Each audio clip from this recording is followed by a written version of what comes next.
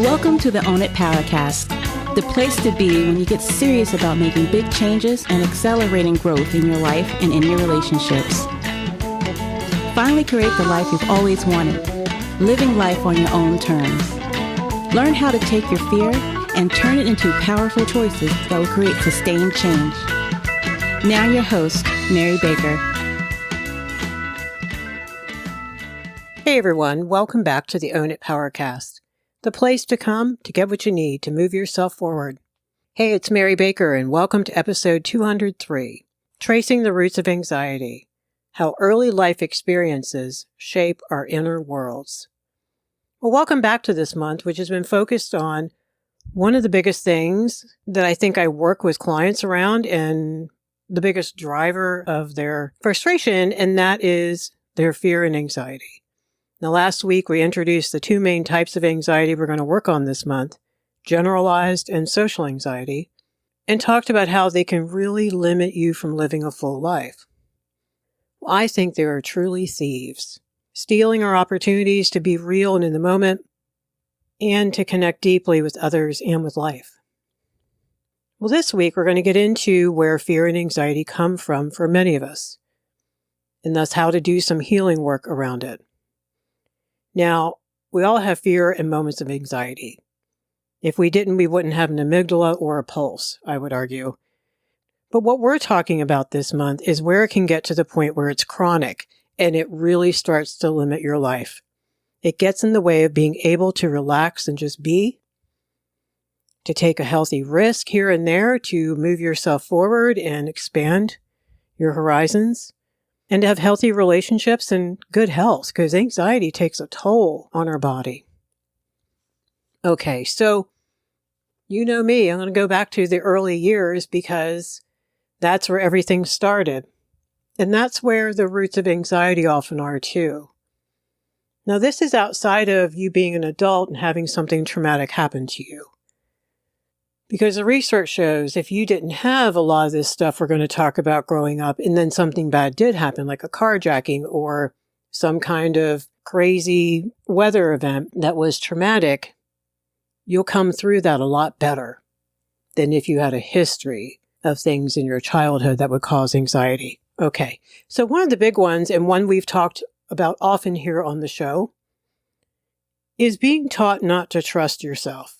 Not to trust your thoughts, your feelings, your ideas, or your desires.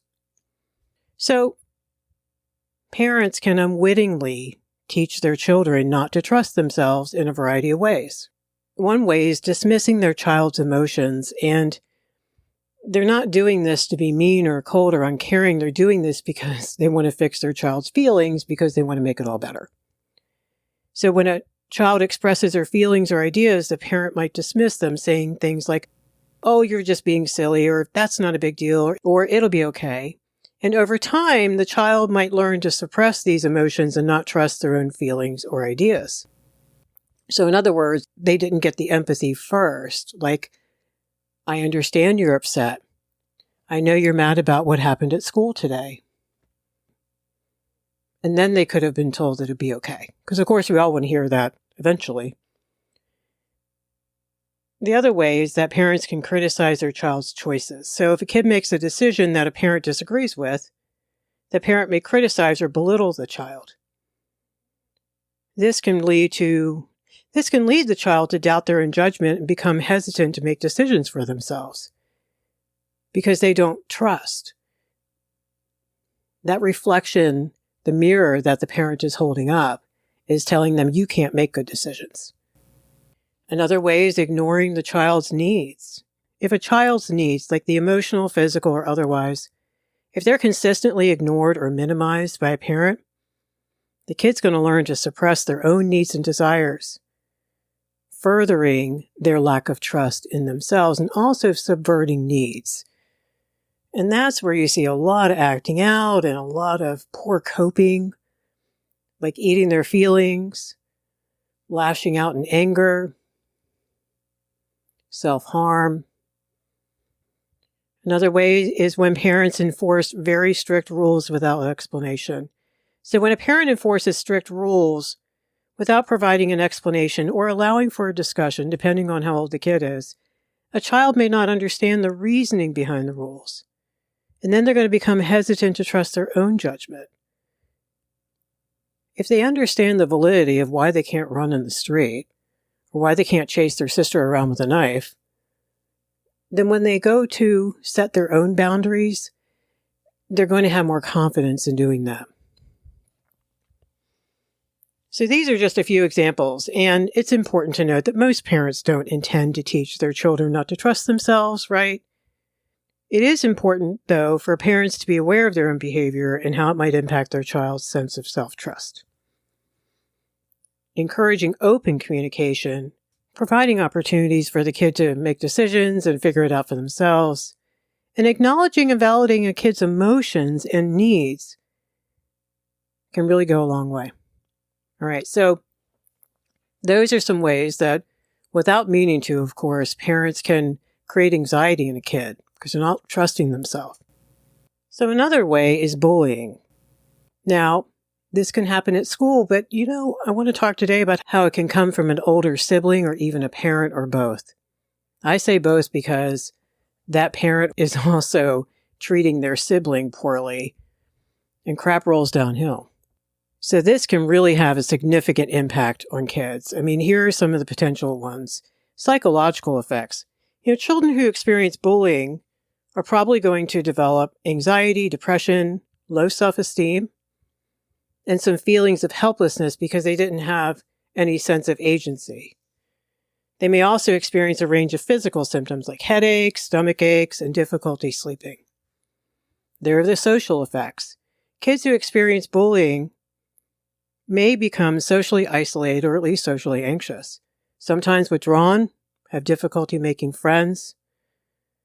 They may develop a fear of authority figures, which can impact their relationships with teachers and other adults and their job down the road. Then there's the academic effects. Kids who are bullied might have a hard time concentrating in school. They might also miss school for fear of being bullied or because of physical and emotional symptoms just make it really hard to get out of bed. It doesn't take much emotional abuse from your big brother or your big sister to impact your sense of self, especially when there was already a vacuum created by mom and dad, or they wouldn't be doing that. Kids really being nasty to their siblings. And I'm not talking about normal stuff. I'm talking about nasty, shaming stuff. That comes because there's a fight for parental love and acceptance that is not happening because mom and dad can't do it. So that shame that one kid has just gets projected on the other. So that's a good segue into the other cause of adult anxiety is early trauma. Now, childhood trauma can have a big impact on a person's mental health. We know that already. And one common outcome, though, is anxiety. I mean, there's an argument that I don't think you come out of this stuff without any anxiety. Here's some ways that can happen. Most obvious, the dysfunctional family dynamics. Childhood trauma, such as emotional or physical abuse, can really disrupt healthy family dynamics and lead to, obviously, a lack of clear boundaries. In some cases, parents may become overly enmeshed with their kids or fail to provide consistent guidance or structure, which can also contribute to anxiety because the kid doesn't know where they end and other people begin. Then there's the other situation with parentification. Kids are forced to take on adult responsibilities and caretaking roles for their parents and siblings. If their mother is depressed, let's say, and can't get out of bed and cook dinner, guess what you're going to do if you have a little sister that needs to eat? Or if dad's drunk, or if mom's nowhere to be found.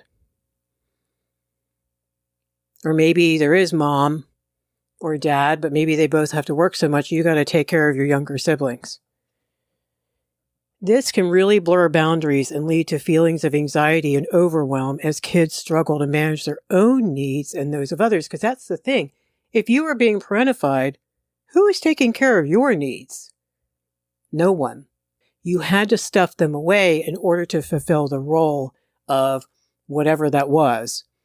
Daddy's little girl who always took care of him when he was drunk or always made sure the kids were protected when dad was raging. or that they ate when mom couldn't do what she needed to do. And that role was there also for your survival, because that was the only way you were going to get parental approval. I know that sounds dramatic, but this is what's going on subconsciously. The other thing that's more benign, but does the damage, is inconsistent parenting. Yeah, that's where parents don't provide consistent guidance and discipline. They're all over the map. They threaten that they're grounded, but they never follow through. Like, parents with good boundaries don't yell and scream and stomp around. They don't threaten stuff. They just let you know the consequence and quietly follow through because they're not playing around. That lowers kids' anxiety because they know what to trust. So when your parents are inconsistent and all over the map and don't have good boundaries, you never know what to expect. And then you're going to feel insecure about your place in the family. You don't have a lot of security in their parenting. And you need them to be strong leaders for you to be okay. So all of this can create a lot of emotional dysregulation, is the term, where kids have a hard time managing their own emotions and behaviors. And this goes hand in hand with lack of boundaries. And so they're going to struggle to understand appropriate social cues and boundaries. I want to talk about this for a minute. That's why they have the social anxiety. They don't know how to operate outside of their two close friends they've known since 5th grade. Because that got messed up in the family at the dinner table where that was supposed to have been learned. But there was so much shit going on. Or maybe there was a vacuum because there wasn't anybody at the dinner table. Where were you supposed to learn that? And all of this, of course, can cause disrupted attachment. I mean, that's a given, right? It's really hard to imagine that there's healthy connection between child and parents. I mean, there's a continuum here, of course. But it's really hard for kids to develop a sense of trust and security with their parents because that attachment is messed up. There's a lot of anxiety there. It's not secure. Parents are not secure. Parents are not confident and grounded and healthy. So then the kid goes out in the world and struggles to form healthy relationships and set appropriate boundaries in their relationships. Another big one that I don't think we talk about enough is hyperarousal or hypervigilance. You know, any childhood trauma, even the benign emotional stuff we just talked about, can lead to an overactive stress response system. So in other words, you're staying in fight or flight because you're easily triggered into a state of hyperarousal, and that was for survival. This means you can be constantly on alert for potential threats, and that can result in anxiety and panic attacks. And you may seem like you're functioning fine, but there's a low-level anxiety there where you can easily get frozen or easily freaked out. And it kind of makes sense when you think about it, because if you never knew what was going to piss off your father or your big brother and all hell was going to break loose, or you were going to be shamed, or there was going to be some boundary blur in the family, you had to stay on alert. That makes perfect sense to protect yourself. Another way kids end up with anxiety from childhood is negative thinking patterns. This emotional trauma can lead to things as a tendency to catastrophize or ruminate on worst case scenarios to protect themselves. Because you figure, if you've already figured out the worst case scenario, you're good. But it's an awful way to live. These patterns can really contribute to generalized anxiety disorder, social anxiety, and other anxiety disorders. So the thinking is a big deal. But if you sit there for a second and imagine, this kid's thinking is all about survival. It is not about being open and vulnerable and relaxed and connecting and safe. That's what they learn how to do in therapy and with some training from a good coach around assertiveness and boundaries and being open and vulnerable. Because they often come out of these childhoods with avoidant behaviors, which very much anxiety-based. They're going to avoid places or people that remind them of the traumatic event. Well, think about it. If you have let's say 20 years of family dysfunction, acute sometimes, benign others, but this chronic day in, day out of chaos and dysfunction and passive aggressive behavior by your mom and your brother screaming at you and no one knows how to connect or behave or have boundaries, you're going to have all these little reminders of trauma. Like, I don't want to bare my soul, you say, because my sister shamed the shit out of me in front of her girlfriends when I was 9. Things like that. This can also lead to difficulty regulating your emotions.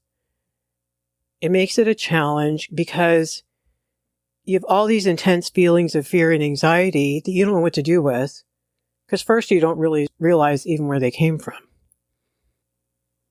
And finally, poor self-esteem. That's obvious. How can you feel whole and grounded when you have spent many years of your life disconnecting from what you really think and what you really need and what you really feel?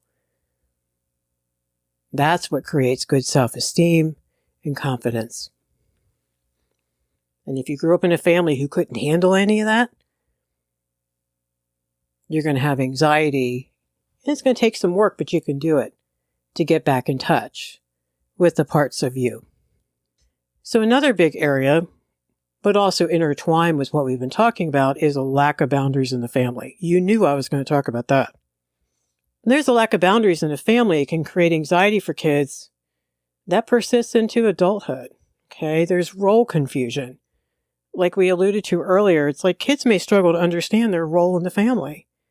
They might feel responsible for their parents' emotions or behavior because their parents are immature, or they might feel like their own needs and feelings are not important. And if your parent is narcissistic and self-centered and has their own trauma that they've never worked on, they may want to, but there's no way they can really show up and be what you need. Now, like we talked about earlier, inconsistent or unpredictable parenting. Parents might struggle to provide consistent guidance and discipline. Kids don't know what to expect.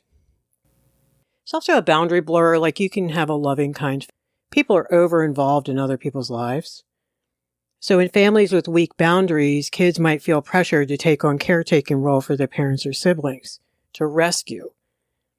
This can lead to feelings of anxiety because they feel responsible for other people's feelings, other people's choices, and yet they may not even have the resources or support to manage their own needs.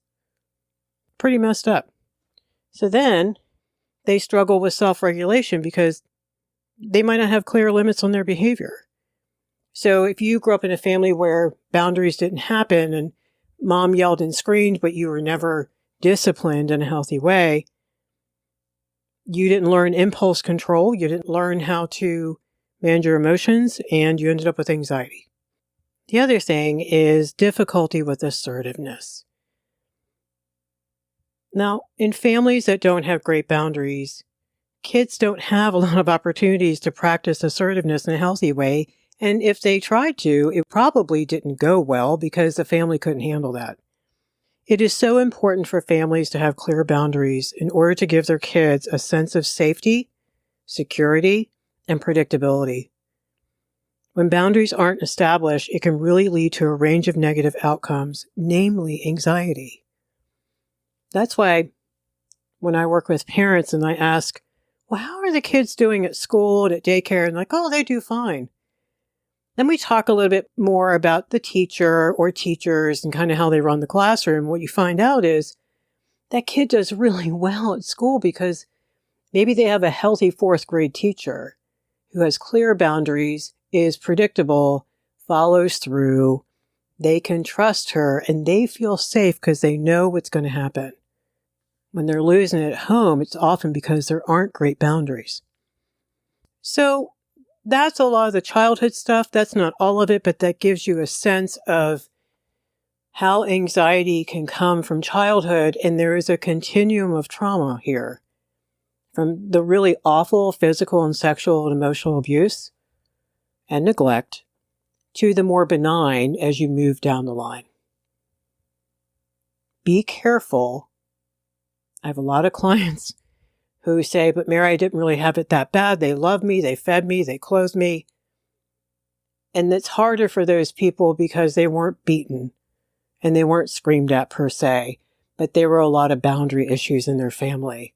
Maybe a lot of passive aggressive with a smile, maybe a lot of guilt.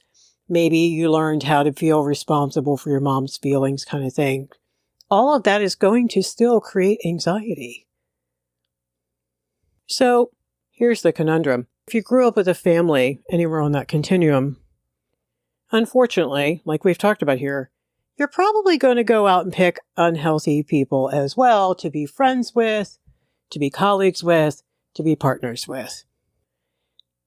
So we just have a compounding effect, shall we say. So bad experiences later with unhealthy people can really also distort our view of what's possible and just perpetuate our anxiety.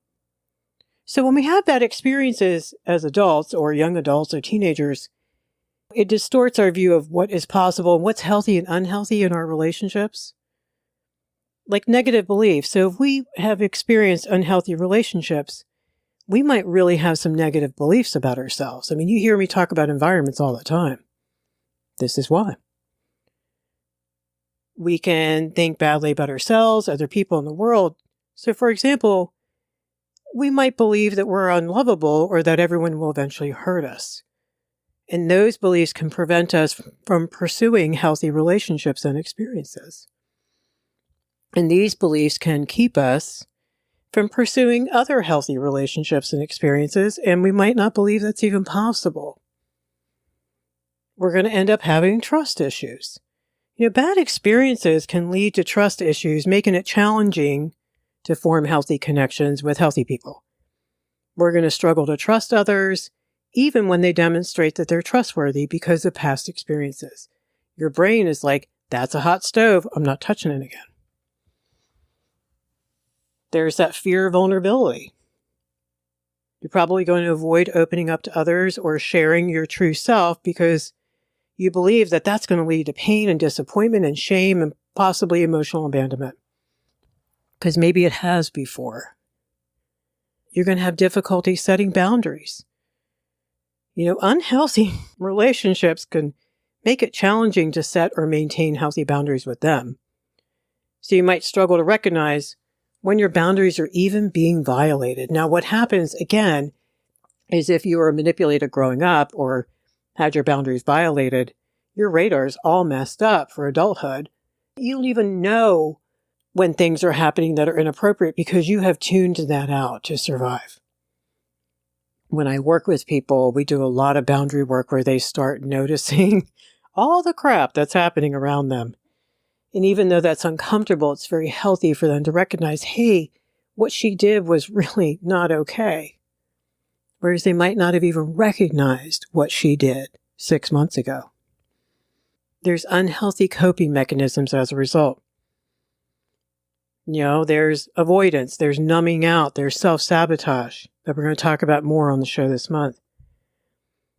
So those are self-protective, but they're also risk-averse, where they're going to keep us from pursuing healthy relationships and experiences. It's really important to recognize that the environments, whether it be the childhood environment and or the environments later on, the relationships, the groups of people, the work experiences, if we had unhealthy growing up, it creates a lack of self-trust, a lack of boundaries, and a lot of anxiety. And if you have a lot of anxiety, how are you going to set boundaries in your adult relationships? So as you can see, it's a chronic pattern. It's the gift that keeps on giving. It is one that can be broken. But I think it's important to note that if you do struggle with anxiety, if you struggle with social anxiety, or both, most people do, you probably also struggle with boundary issues and some self-esteem stuff. And if you sit there with someone and figure it out, it's all going to start to make sense. You are not crazy. There is a reason. Now, obviously, if you are realizing today you've had some childhood trauma, I strongly encourage you to sit with a therapist around that. And then also A, if it wasn't that bad, and B, if you've done that, but you still are struggling with social anxiety and whatnot, then seeking help from a coach can be a really effective way to work through this stuff. Because that way you can develop healthier patterns in your relationships and in your life. I help clients look at their environments, both early and current. Then we evaluate the impacts and then what changes they might need to make to have a better, and I bet more realistic outlook on life. To look at what is really possible based on evidence, not fear, not protecting themselves from making mistakes, but actually living. This is why I do this work. I watch clients grow and change, and they finally step into a life I think they really deserve to have.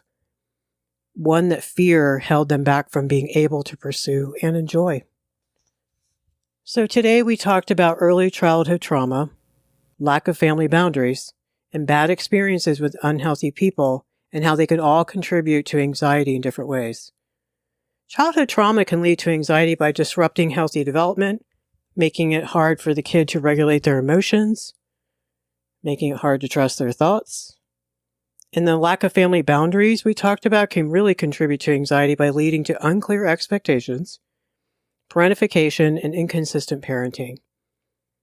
Bad experiences later on with unhealthy people can distort our view of what's possible, causing negative beliefs, trust issues, difficulty setting boundaries again, and unhealthy coping mechanisms. Remember, if you have trauma that needs healing, it's important to seek help from a mental health professional so you can work through these issues and develop healthier patterns with yourself and others. And then coaching can then help you make the changes to create a different life today. Thank you so much for being here today. I hope, even though some of it might have been difficult to listen to, that it was affirming for you. If you don't already get the newsletter, make sure you sign up at ownitpowercast.com or hit me up on social and I'll get one out to you. All right, pay it forward, keep focusing on you, and I'll see you next time.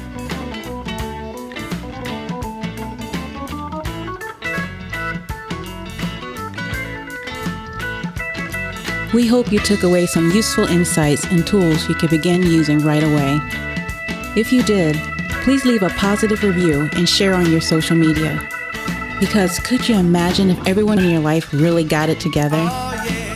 Remember, own it now, so you can really own it later.